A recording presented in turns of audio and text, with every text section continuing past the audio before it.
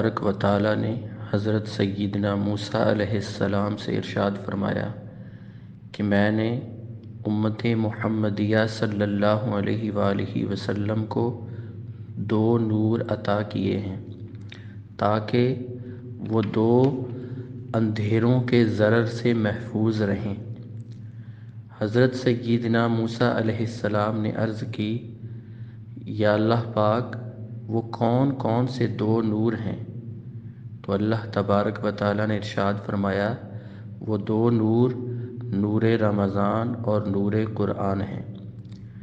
حضرت سیدنا موسیٰ علیہ السلام نے عرض کی، یا اللہ پاک وہ 2 اندھیرے کون کون سے ہیں؟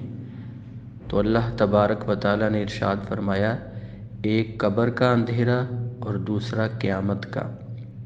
اللہ تبارک و تعالیٰ کے اس عظیم احسان پر میں قربان جاؤں کہ اس نے ہمیں قرآن اور رمضان کے نور عطا کر دیے تاکہ قبر اور قیامت کے ہولناک اندھیروں میں نور ہی نور ہو جائے۔ حضرت سیدنا عبداللہ ابن عمر رضی اللہ تعالی عنہ کہتے ہیں کہ حضور نبی کریم صلی اللہ علیہ وآلہ وسلم نے ارشاد فرمایا، روزہ اور قرآن بندے کے لیے شفاعت کریں گے۔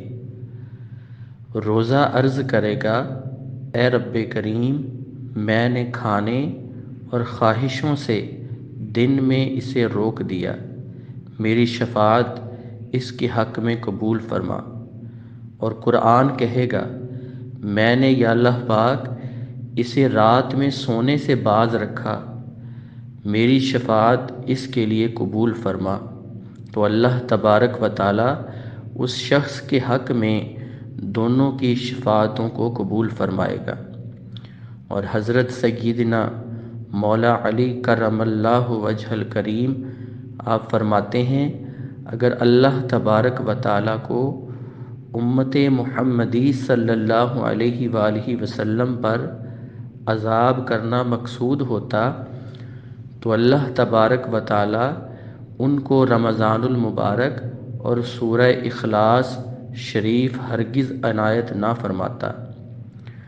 ڈر تھا کہ عصیاں کی سزا اب ہوگی یا روز جزا، ڈر تھا کہ عصیاں کی سزا اب ہوگی یا روز جزا، دی ان کی رحمت نے صدا، یہ بھی نہیں وہ بھی نہیں۔